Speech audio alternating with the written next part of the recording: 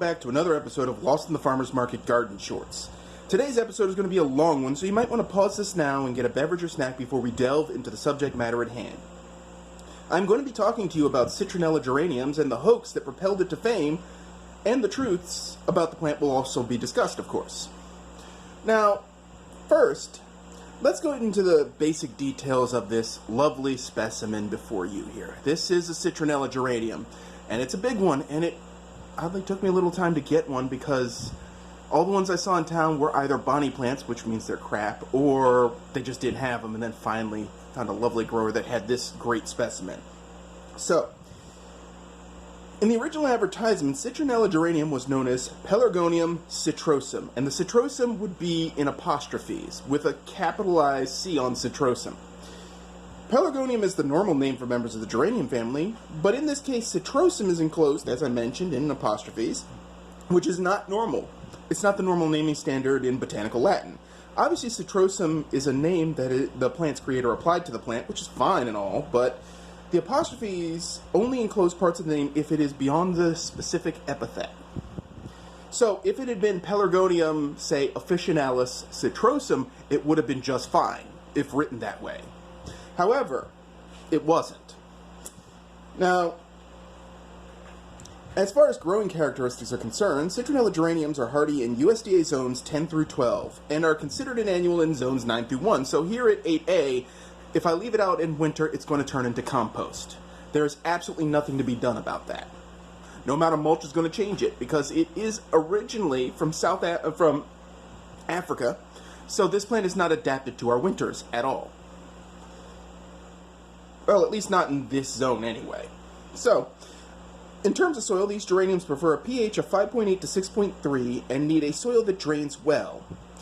Geraniums, as I noted in my zonal geranium video, do not tolerate wet feet and need intervals between watering so the soil can dry out a bit. This allows for gas exchange. Literally, when you flood soil with water, and you can see the soil is so wet that there's actually water on top of the soil, you're literally drowning your plant because the gas exchange that happens in the roots is just as important as the gas exchange that happens in the leaves. However, geraniums are not adapted to handle this, so wet feet is really, really bad. Now, Citronella geraniums are a bit odd when it comes to sunlight exposure, since they seem to do best when given partial sun exposure, though most of their tagging information will claim that they need full sun or more than 6 hours of direct sunlight per day for optimal growth. When grown as a houseplant, they absolutely need bright, indirect light, or they will decline, and may flat out die, or worse, they'll kind of zombie on and get diseases, and then some insect pest that wasn't a problem on another plant moves in and says, hey, it's free real estate. Yeah, that's why those insects just suddenly crop up in the middle of the winter. It's because the plant that they're attacking at that time has some kind of other situation going on, and the insects or critters are being opportunistic.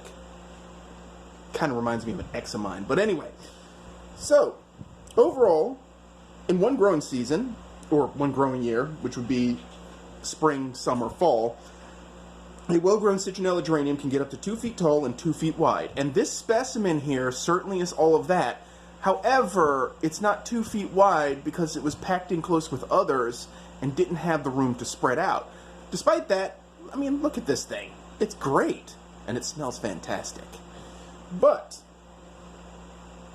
you know, other growing conditions can affect this, like how much water it gets, whether it gets regular fertilizer. In this case, this plant was pot-bound and I moved it up to this pot, so now it can continue growing. I'm going to keep it indoors. I'm not even going to bother to put it out, because by the time I'm filming this, it's August. There's just almost no point. Now, alternative and common names for this plant include, but are not limited to, mosquito plant, mosquito beater, mosquito geranium, Citrosa geranium, mossy buster, that's in Australia apparently, and Citrosa geranium.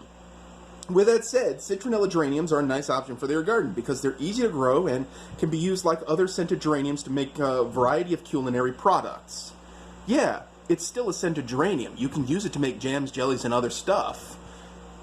If that's your fancy. No eating, just for the record, making Citronella geranium jam and eating it will not magically make you mosquito immune. Just saying. I wouldn't... Someone out there is probably thinking it.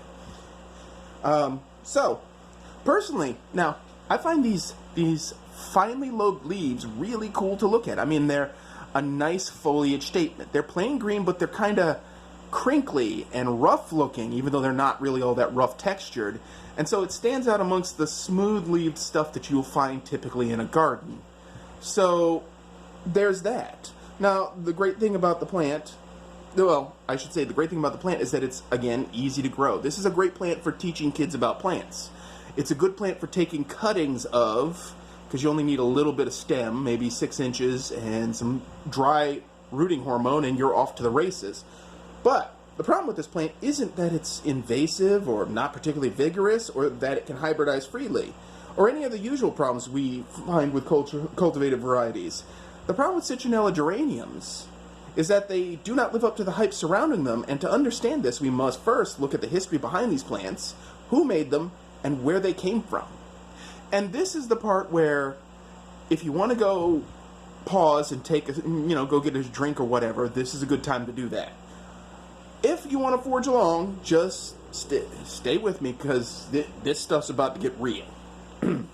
So, the Citronella Geranium first appeared in numbers in the American garden centers in the state of Florida in 1985. It had a lot of hype attached to it at the time. It was billed as a plant that could repel mosquitoes and other common outdoor nuisances by simply being planted in the garden and you being in proximity to it. It was touted that a single plant could repel mosquitoes in a 10-foot square area when placed in a garden or indoor room. Not bad. It was said to mainly repel varied types of mosquito, but some claims went so far as to say that it could repel black flies, the things that make your picnic horrible, fleas, and other biting insects. The secret was that this plant had been hybridized in a way as to include citronella compounds in its essential oils, which volatilized regularly to create an area of repelling citronella aroma. Honestly, its existence brought about great promise to those who simply wanted their yards back from a seemingly endless, blood-sucking horde of insects that made outdoor summer activities less fun. Because nothing says fun like itching those welts that mosquitoes leave as a parting gift. So, to understand why the Citronella Geranium became so popular, you have to remember that the resurgence of the organic movement happened in the late 80s and early 90s. In fact, in the 1980s, according to MountSinai.org, aromatherapy really took off as a medical alternative treatment in the United States.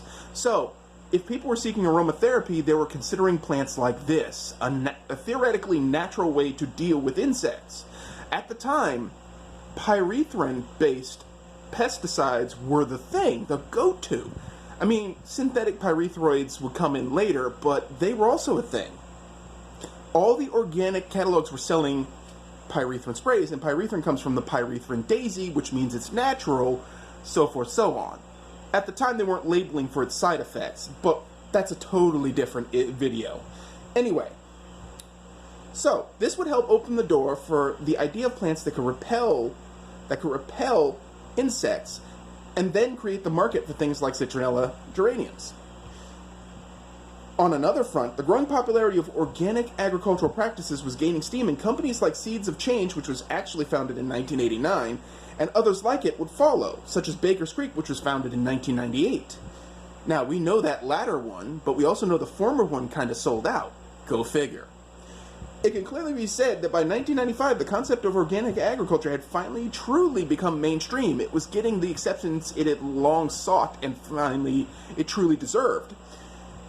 So, with it came a search for natural means to control pest problems such as, soil fertility, topsoil replenishment, and non-chemical means to control weeds, things that we consider weeds anyway. This is where the Citronella Geranium came into the picture. The existence of the Citronella Geranium came at a great time because little did we know when it was introduced in 85 and really got steam by the 90s, in 1999, West Nile fever said, "Hey, nice country you got there." For those who don't remember, West Nile fever was a mosquito-borne disease that was pretty serious. 1 in 5 people who contracted it developed a fever with symptoms such as headache, body aches, joint pains, vomiting, diarrhea, and rashes. Oh, that sounds like a true vacation. Most recovered from it, but quite a few suffered fatigue and weakness that lasted for weeks or months. Does that sound like a certain other situation that we might be having? Now, if you were really unlucky, you were one of the 1 in 150 who developed a severe case and suffered encephalitis or meningitis from West Nile fever. Out of that group, 1 in 10 died. So, it was a pretty awful disease with a risk factor to it. So, of course, any means to counter the undesirable activities of mosquitoes was on the table at the time. Citronella geraniums became very popular, again, as an alternative means versus chemical spraying. Just 17 years later, in 2016, Zika virus would show up. And it, too, was mosquito-borne. So Citronella geraniums never got a chance to fade from the spotlight. Now, this singular plant here, which was not invasive, easy to grow, and pretty pleasant to have in a garden, brought great promise with its arrival. However, this plant and its origins came wrapped in several lies. So, to adequately cover the issues with Citronella geraniums, let's cover the first issue with the plant. Its name. We're going back to this. The name of this plant in publication seems to have changed a few times, as it first appeared in the Ocala Star Banner on March 11, 1985, as Pelargonium Citrosum van Leenii, which was not italicized nor punctuated correctly, but was close to a proper botanical name.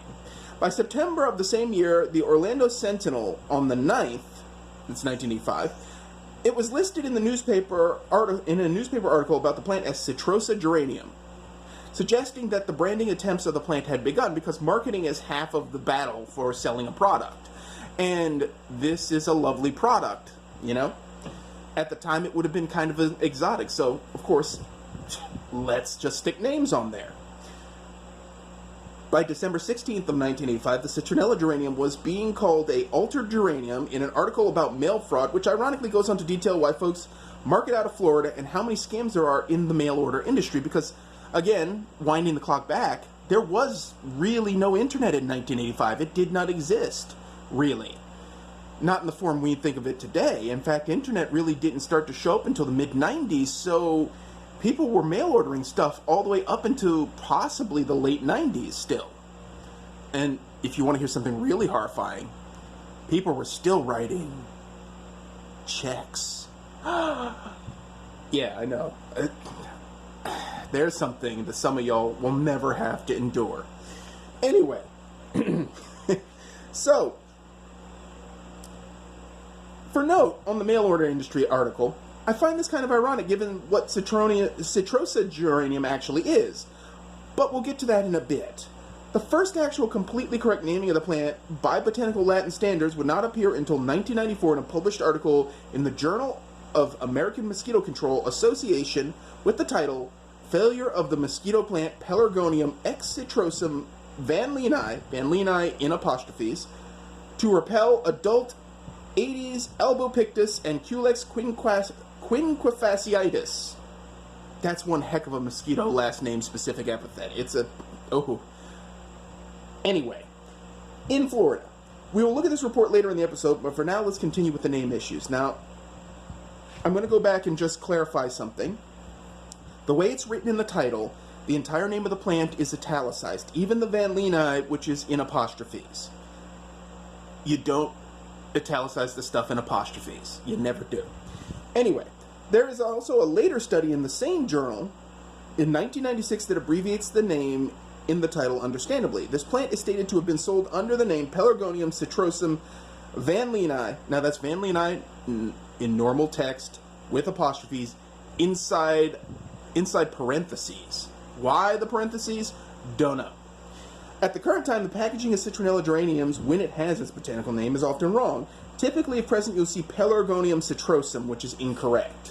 It should be Pelargonium in italicized, and then Citrosum in apostrophes, not italicized. This seems like a nitpick, and for me, as a Botanical Latin scholar, it is. It really, in my opinion, is, but if I have to write it, if I'm going to get scrutinized and heckled for writing it wrong, y'all going to get scrutinized for it too. Now, but it isn't. In Botanical Latin, the specific name of a plant is a family name, which is Pelargonium, which actually comes from pelagos, which means stork shape, referring to the shape of the seed pods, which look like a stork's head and bill. the Greeks were very imaginative. In this case, then a specific epithet comes after it, which would be a descriptive term such as officinalis, vulgare, mutabilis, coccineus, so forth, so on. Argentea, which means silver, by the way. Those are the terms that normally come after it, and that describes, so if it's silver sage, it's going to be Salvia argentea, meaning sage silver. That's just an example. Now, typically the first and second name are in italics to indicate that it is a recognized botanical name for a given plant. However, in the weird case of Citronella Geranium, and yes, I'm just going to keep calling it that and ignore all the other common names, Citrosum isn't that. It's a further descriptive and a branding name. Since Citronella Geranium is actually a hybrid, its name should read fully more like Pelargonium, specific epithet, X other parent plant, which would be another specific epithet. So if it's a cross between graveolens and something named vulgare, it would be graveolens X vulgare. Graveolens being another specific epithet that you'll commonly find stuck on plants. All of which should be in Botanical Latin, all of which should be in italics. I should note that no one is clear as to what the other parent is exactly. Now, I did some research in the middle of this process, and I did find out what the other parent is, but we're going to get to that in a moment. So, we do know for sure, thanks to the 1993 journal, that the full name would be something like Pelargonium crispum ex limonium van Leeni, which would be in normal use abbreviated to Pelargonium ex Citrosum van Leeni. Now, in case you're wondering what crispum and limonium are, crispum is lemon-scented geraniums, and limonium is the finger bowl geranium. Interesting. But anyway, so yes, Botanical Latin is difficult, to say the least. I mean, the arrangement of words and such can be a real pain in the rear end, which is why, I hate to say it like this, but this is why you ask professionals, and you hope they give you the right answer. Sometimes they don't, sometimes they do. But, anyway, so, and there goes mischief. Let's see. So, however, having a plant's name configured correctly tells others how you made the plant, so there's little doubt of its parentage or capabilities, which falls under scientific method, believe it or not. If you cannot say what the parentage is, if for sure, or you don't know, then you should admit that right up. However, if you come up with it and you claim, like the guy Van Leeni who invented this plant did, hoo boy, we'll get into that in a second. But anyway, so, since the original claim was that there was a cross between African grass, an Asian grass, and the geranium to make this plant. Well, you have to question that kind of parentage, and, since there's clearly was no grass geranium genetic crossing to begin with, the Citrosum name in this case is simply pure marketing by the original grower to indicate what the variety is without telling anyone what they crossed to make it. So he's trying to protect his assets in the most deceptive way possible. Real cute. So, for the record, English finger bowl geraniums, which is Pelargonium ex limonium, are clearly where Citronella gets a lot of its looks, and from where lemon-scented geraniums are clearly in there too, as it gets some of the scent and the crinkly leaf margins. Now, in regards to that, you can see this. The intense lobes on this plant are actually from the finger bowl geranium. But the fact that they kind of curl and they do all that stuff is actually from the lemon-scented geranium. Lemon-scented geraniums have tiny, ultra-crinkly leaves, henceforth the term crispum. That's those specific epithets kicking in again. When you see crispum, it means crinkly. And it's usually referring to leaf margins or some aspect of the leaf, which, honestly, lemon-scented geraniums are 100% all of that, but the video is up. You can see it for yourself. Anyway. So, obviously the name is a level of intentional deception by the creator of this plant. This is a deception that had to be uncovered by others and still perpetrated today on the packaging of these plants because there was no penalty for lying to the customer. I mean, nobody got killed, nobody got maimed, nobody got injured. Well, I mean, if you consider the amount of people who put faith in this plant and thought them would protect them from mosquitoes, and it sure as heck didn't. There you go. Now, I wish the name was the only problem this plant had, but its origins are also wrapped in a pretty crazy lie, too. Supposedly, the original advertisements for the plant claimed that Citrosum mosquito fighter is a result of a revolutionary new breakthrough from a Dutch horticulturist. That's Van Leenen. It was genetically created by crossing tissue cultures of an African geranium with the grass of China in sterile laboratories. Bullshit. And that, quote-unquote, he used a technique called protoplast isolation and fusion, whereby, through genetic engineering, Mr. Van Leenen took a specific geranium and married it to a Symbopodon nardus, creating, in effect, a new and different utility plant. He certainly is a nardus. Symbopodon nardus is Citronella Grass. It's where a lot of citronella oil was originally extracted. It's also known for scent. It is... Well, I'll get into it in a moment. So, the advertisement goes on to say, it is the grass that contains citronella oil and the active repellent ingredient. The geranium gives it the ability to effectively release the black flies and most biting insects. See where I said it goes beyond mosquitoes earlier on about the claims? There it is. Now, I don't know what the word release the black flies means, other than release the black flies, Smithers. But that's what it actually said. All the above is complete and absolute bullshit. Let's be honest here. I don't normally curse on this channel, so that's why it's labeled not for kids, but bullshit is what that is. Never mind that they wrote Symbopodon nardus wrong, and in the actual ad copy they wrote that they capitalized nardus, they put it in italics. Like, couldn't they have gotten one horticulturist on their team? Because obviously Mr. Van Leenen is not. Anyway, let's start with this genetic crossing problem. Firstly, Symbopodon nardus is commonly known as Citronella grass, as I mentioned. The grass is in the family Poaceae and is endemic to tropical Asia. It is inedible, and despite it being a source of citronella, it is considered invasive, to a point that in pastures, cattle won't even eat that crap. They think it's disgusting, and that should tell you something. So, and sweet-scented geranium, or Pelargonium graveolens, is native to Africa, as are most, if not all, of what we cultivate as geraniums and zonal geraniums. They're all actually native to Africa, so there's certain care requirements they have. So, the issue with the claim of crossing tissue culture is that it's far easier to do when the plants are in the same family. Crossing tissue of entirely different families is far more difficult, and then crossing tissue cultures of plants that aren't even of matching biology is even more difficult.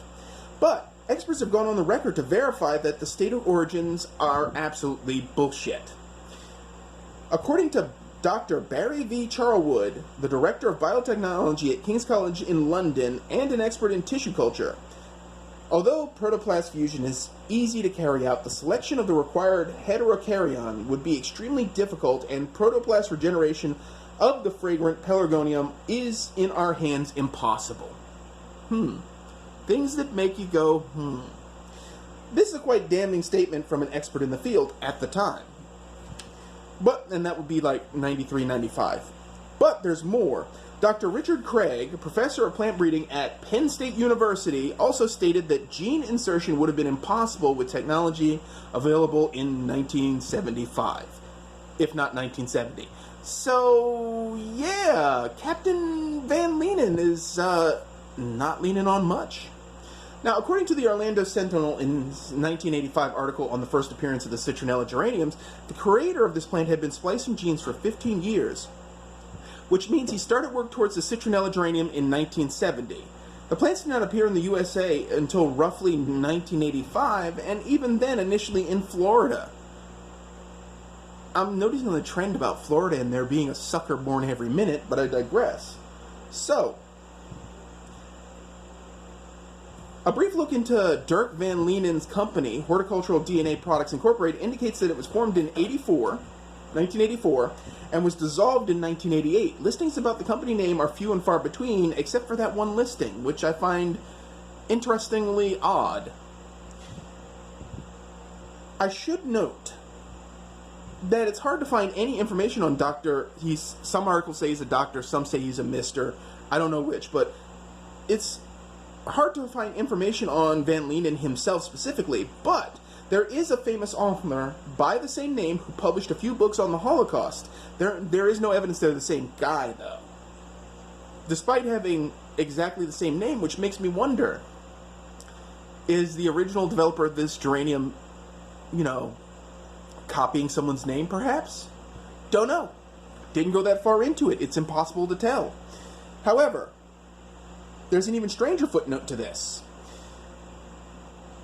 In tracking down the name of the plant, the scientific name of the plant, the name of this geranium has been around since 1922, apparently. It's been in the International Plant Names Index that long. So perhaps Van Leenen didn't actually invent the plant and instead only marketed it. Or he just stole the name. Again, it gets weirder and weirder the further you get into it. I mean, it's not this lovely plant's fault at all. Really, it's not. These plants can't help what their disingenuous marketer does. But when you delve into the two publications of the Journal of American Mosquito Control Association, the first one from '94 and the second one from '96, you find more interesting data. They tested the effectiveness of the Citronella Geranium in Florida and Canada, respectively, and you see that the claims by Dirk Van Leenen of its ability to repel mosquitoes to a range of 3 meters / 10 square feet doesn't actually hold up. The report actually bred mosquitoes of the type noted and made sure they had not been fed blood prior to using them to test the repellency of the plant. Although the Van Leeni cultivar, and I'm quoting here, although the Van Leeni cultivar smelled like it emitted citronella, no mosquito repellence was observed as a result of volatiles emitted from these plants. The report also says, evidently in our study, the volatiles that are produced from P.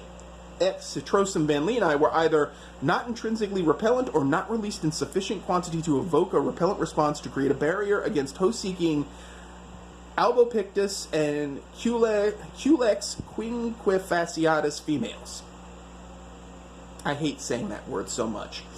The second report, published in the Journal of American Mosquito Control of the American Mosquito Control Association in 1996, furthers the work of the first report and looks into the study of essential oil compounds of the Citronella geranium.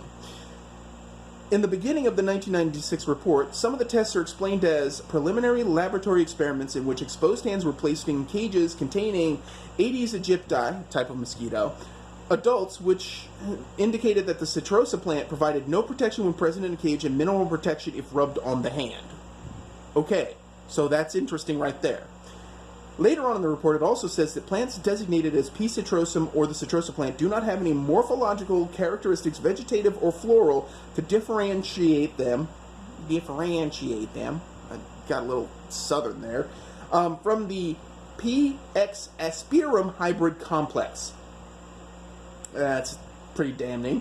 Pelargonium citrosum is not a valid taxonomic designation. Haven't I been saying this since the start of the video? It's bullshit. Now, it gets worse. This obviously verifies what I've been saying the whole dang time. The name is clearly deceptive, but at the end of the study, there are two things that pretty much put the nail in the coffin for this plant living up to growers' hype. Pelargonium citrosum bears no unique morphological traits or essential oils to distinguish itself from the P. X. asperum complex. No characteristic morphology or essential oil of a Symbopogon species yielding commercial citronella oil can be detected in Citrosa. So the hybrid theory is bullshit. The Citrosa plant is claimed in advertisement literature to repel mosquitoes by the release of fragrant oil of citronella. We observed that an undisturbed Citrosa plant in our study did not add detectable fragrance to a room unless the plant was shaken or brushed with a hand. When placed outdoors, wind produced the same effect. Under field conditions, however, the Citrosa did not protect human subjects from biting spring Aedes species. That's Aedes aegypti, that's the mosquito. During field evaluations, mosquitoes were regularly observed landing and resting on the Citrosa plant, indicating a lack of repellency. Swoosh! That's a slam dunk right there. That's what that is. So, to summarize, all of this, for all of you watching this, while citronella plants are essentially nice to have if you are fond of scented geraniums and all of their culinary virtues, they do not live up to the hype. They do not inherently repel biting insects by being present, and you absolutely have to rub up against them to get any effect at all, which still pales in comparison to the repellency of lemon thyme, which repels 62% of the time. It has been noted in studies, by the way, that scented geraniums have a repellency of something between 30 and 40%, something like 20 to 40%, which is nothing. And ironically, by comparison, DEET has a repellency of 90% and some change. So there's that to consider.